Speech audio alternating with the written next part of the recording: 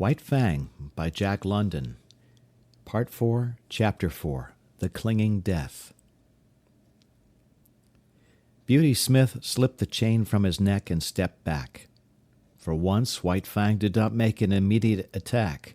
He stood still, ears pricked forward, alert and curious, surveying the strange animal that faced him. He had never seen such a dog before. Tim Keenan shoved the bulldog forward with a muttered, "Go to it." The animal waddled toward the center of the circle, short and squat and ungainly. He came to a stop and blinked across at White Fang. There were cries from the crowd of, "Go to him, Cherokee!" "Sick him, Cherokee! Eat him up!" But Cherokee did not seem anxious to fight. He turned his head and blinked at the men, who shouted, at the same time wagging his stump of a tail good-naturedly. He was not afraid, but merely lazy. Besides, it did not seem to him that it was intended he should fight with the dog he saw before him. He was not used to fighting with that kind of dog, and he was waiting for them to bring on the real dog. Tim Keenan stepped in and bent over Cherokee, fondling him on both sides of the shoulders with hands that rubbed against the grain of the hair and that made slight pushing forward movements. These were so many suggestions. Also, their effect was irritating, for Cherokee began to growl very softly, deep down in his throat. There was a correspondence in rhythm between the growls and the movements of the man's hands. The growl rose in the throat with the culmination of each forward-pushing movement, and ebbed down to start up afresh with the beginning of the next movement. The end of each movement was the accent of the rhythm, the movement ending abruptly and the growling rising with a jerk. This was not without its effect on White Fang. The hair began to rise on his neck and across the shoulders. Tim Keenan gave a final shove forward and stepped back again. As the impetus that carried Cherokee forward died down, he continued to go forward of his own volition in a swift, bow-legged run. Then White Fang struck. A cry of startled admiration went up.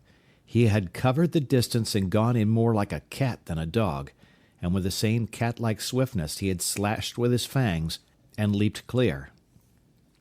The bulldog was bleeding back of one ear from a rip in his thick neck.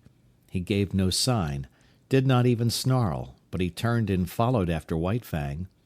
The display on both sides, the quickness of the one and the steadiness of the other, had excited the partisan spirit of the crowd, and the men were making new bets and increasing original bets. Again, and yet again, White Fang sprang in, slashed, and got away untouched, and still his strange foe followed after him, without too great haste, not slowly, but deliberately and determinedly, in a businesslike sort of way. There was purpose in his method, something for him to do that he was intent upon doing, and from which nothing could distract him. His whole demeanor, every action was stamped with this purpose. It puzzled White Fang. Never had he seen such a dog. It had no hair protection. It was soft and bled easily. There was no thick mat of fur to baffle White Fang's teeth, as they were often baffled by dogs of his own breed. Each time that his teeth struck, they sank easily into the yielding flesh, while the animal did not seem able to defend itself. Another disconcerting thing was that it made no outcry, such as he had been accustomed to with the other dogs he had fought. Beyond a growl or a grunt, the dog took its punishment silently, and never did it flag in its pursuit of him. Not that Cherokee was slow. He could turn and whirl swiftly enough, but White Fang was never there. Cherokee was puzzled, too. He had never fought before with a dog with which he could not close. The desire to close had always been mutual. But here was a dog that kept at a distance, dancing and dodging here and there and all about. And when it did get its teeth into him, it did not hold on, but let go instantly and darted away again. But White Fang could not get at the soft underside of the throat. The bulldog stood too short, while its massive jaws were an added protection. White Fang darted in and out unscathed, while Cherokee's wounds increased. Both sides of his neck and head were ripped and slashed. He bled freely, but showed no signs of being disconcerted.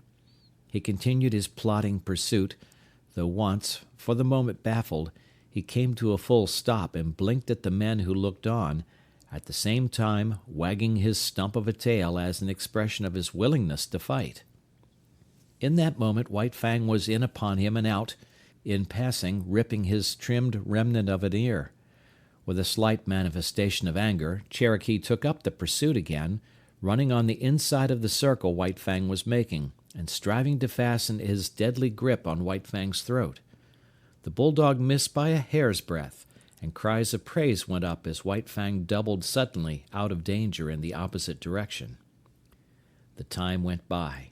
White Fang still danced on, dodging and doubling, leaping in and out, and ever inflicting damage. And still the bulldog, with grim certitude, toiled after him. Sooner or later he would accomplish his purpose, get the grip that would win the battle. In the meantime he accepted all the punishment that the other could deal him.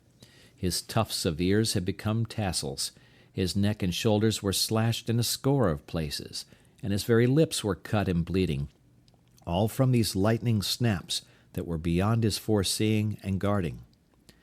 Time and again White Fang had attempted to knock Cherokee off his feet, but the difference in their height was too great. Cherokee was too squat, too close to the ground. White Fang tried the trick once too often. The chance came in one of his quick doublings and counter-circlings. He caught Cherokee with head turned away as he whirled more slowly. His shoulder was exposed. White Fang drove in upon it, but his own shoulder was high above, while he struck with such force that his momentum carried him on across the other's body. For the first time in his fighting history, men saw White Fang lose his footing. His body turned a half somersault in the air, and he would have landed on his back had he not twisted, cat-like, still in the air, in the effort to bring his feet to the earth. As it was, he struck heavily on his side. The next instant he was on his feet, but in that instant Cherokee's teeth closed on his throat. It was not a good grip, being too low down toward the chest, but Cherokee held on. White Fang sprang to his feet and tore wildly about, trying to shake off the bulldog's body. It made him frantic, this clinging, dragging weight. It bound his movements and restricted his freedom. It was like the trap, and all his instinct resented it and revolted against it. It was a mad revolt. For several minutes he was, to all intents, insane. The basic life that was in him took charge of him. The will to exist of his body surged over him. He was dominated by this mere flesh-love of life. All intelligence was gone. It was as though he had no brain. His reason was unseated by the blind yearning of the flesh to exist and move, at all hazards to continue to move, for movement was the expression of his existence. Round and round he went, whirling and turning and reversing, trying to shake off the 50-pound weight that dragged at his throat. The bulldog did little but keep his grip. Sometimes, and rarely, he managed to get his feet to the earth, and for a moment to brace himself against White Fang. But the next moment his footing would be lost, and he would be dragging around in the whirl of one of White Fang's mad gyrations. Cherokee identified himself with this instinct. He knew that he was doing the right thing by holding on, and there came to him certain blissful thrills of satisfaction. At such moments he even closed his eyes and allowed his body to be hurled hither and thither, willy-nilly, careless of any hurt that might thereby come to it. That did not count. The grip was the thing, and the grip he kept. White Fang ceased only when he had tired himself out. He could do nothing, and he could not understand. Never, in all his fighting, had this thing happened. The dogs he had fought with did not fight that way. With them it was snap and slash and get away. Snap and slash and get away. He lay partly on his side, panting for breath. Cherokee, still holding his grip, urged against him, trying to get him over entirely on his side. White Fang resisted, and he could feel the jaws shifting their grip, slightly relaxing and coming together again in a chewing movement. Each shift brought the grip closer to his throat. The bulldog's method was to hold what he had, and when opportunity favored, to work in for more. Opportunity favored when White Fang remained quiet. When White Fang struggled, Cherokee was content merely to hold on. The bulging back of Cherokee's neck was the only portion of his body that White Fang's teeth could reach. He got hold toward the base where the neck comes out from the shoulders, but he did not know the chewing method of fighting, nor were his jaws adapted to it. He spasmodically ripped and tore with his fangs for a space, then a change in their position diverted him. The bulldog had managed to roll him over on his back, and still hanging on to his throat, was on top of him. Like a cat, White Fang bowed his hindquarters in, and, with the feet digging into his enemy's abdomen above him, he began to claw with long, tearing strokes. Cherokee might well have been disemboweled had he not quickly pivoted on his grip and got his body off of White Fang's and at right angles to it. There was no escaping that grip. It was like fate itself, and as inexorable. Slowly it shifted up along the jugular. All that saved White Fang from death was the loose skin of his neck and the thick fur that covered it. This served to form a large roll in Cherokee's mouth, the fur of which well nigh defied his teeth. But bit by bit, whenever the chance offered, he was getting more of the loose skin and fur in his mouth. The result was that he was slowly throttling White Fang. The latter's breath was drawn with greater and greater difficulty as the moments went by. It began to look as though the battle were over. The backers of Cherokee waxed jubilant and offered ridiculous odds. White Fang's backers were correspondingly depressed and refused bets of 10-1 and 20-1, though one man was rash enough to close a wager of 50-1. This man was Beauty Smith. He took a step into the ring and pointed his finger at White Fang. Then he began to laugh derisively and scornfully. This produced the desired effect. White Fang went wild with rage. He called up his reserves of strength and gained his feet. As he struggled around the ring, the 50 pounds of his foe ever dragging on his throat, his anger passed on into panic. The basic life of him dominated him again, and his intelligence fled before the will of his flesh to live. Round and back again, stumbling and falling and rising, even uprearing at times on his hind legs and lifting his foe clear of the earth, he struggled vainly to shake off the clinging death. At last he fell, toppling backward, exhausted, and the bulldog promptly shifted his grip, getting in closer, mangling more and more of the fur-folded flesh, throttling White Fang more severely than ever. Shouts of applause went up for the victor, and there were many cries of "Cherokee! Cherokee!" To this Cherokee responded by vigorous wagging of the stump of his tail. But the clamor of approval did not distract him. There was no sympathetic relation between his tail and his massive jaws. The one might wag, but the others held their terrible grip on White Fang's throat. It was at this time that a diversion came to the spectators. There was a jingle of bells. Dog mushers' cries were heard.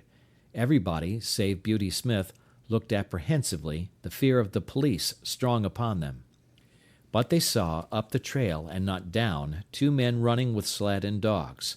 They were evidently coming down the creek from some prospecting trip. At sight of the crowd, they stopped their dogs and came over and joined it, curious to see the cause of the excitement.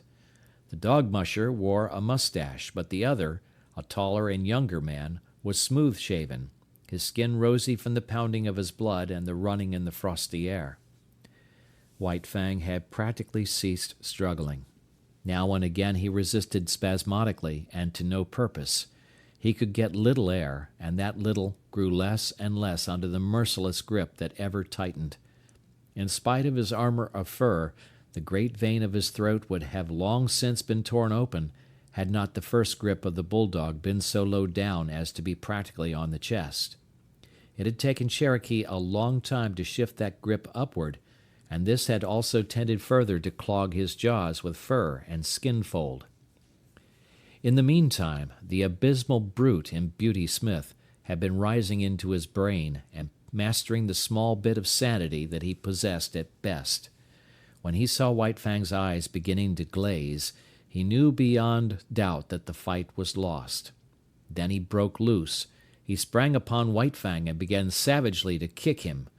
There were hisses from the crowd and cries of protest, but that was all. While this went on, and Beauty Smith continued to kick White Fang, there was a commotion in the crowd. The tall young newcomer was forcing his way through, shouldering men right and left without ceremony or gentleness. When he broke through into the ring, Beauty Smith was just in the act of delivering another kick. All his weight was on one foot, and he was in a state of unstable equilibrium. At that moment, the newcomer's fist landed a smashing blow full in his face. Beauty Smith's remaining leg left the ground, and his whole body seemed to lift into the air as he turned over backward and struck the snow. The newcomer turned upon the crowd. "You cowards!" he cried. "You beasts!" He was in a rage himself, a sane rage. His gray eyes seemed metallic and steel-like as they flashed upon the crowd. Beauty Smith regained his feet and came toward him, sniffling and cowardly. The newcomer did not understand. He did not know how abject a coward the other was, and thought he was coming back intent on fighting. So with a "You beast!" he smashed Beauty Smith over backward with a second blow in the face. Beauty Smith decided that the snow was the safest place for him, and lay where he had fallen, making no effort to get up. "Come on, Matt, lend a hand," the newcomer called the dog musher, who had followed him into the ring.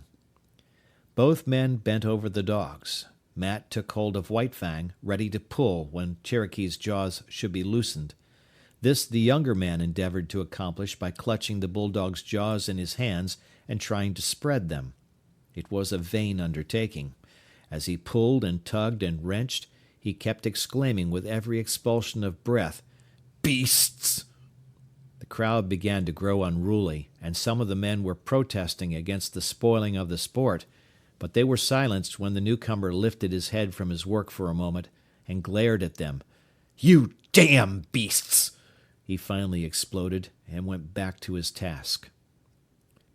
"It's no use, Mr. Scott. You can't break 'em apart that way," Matt said at last. The pair paused and surveyed the locked dogs. "Ain't bleeding much," Matt announced. "Ain't got all the way in yet." "But he's liable to any moment," Scott answered. "There, did you see that? He shifted his grip in a bit." The younger man's excitement and apprehension for White Fang was growing. He struck Cherokee about the head savagely, again and again. But that did not loosen the jaws.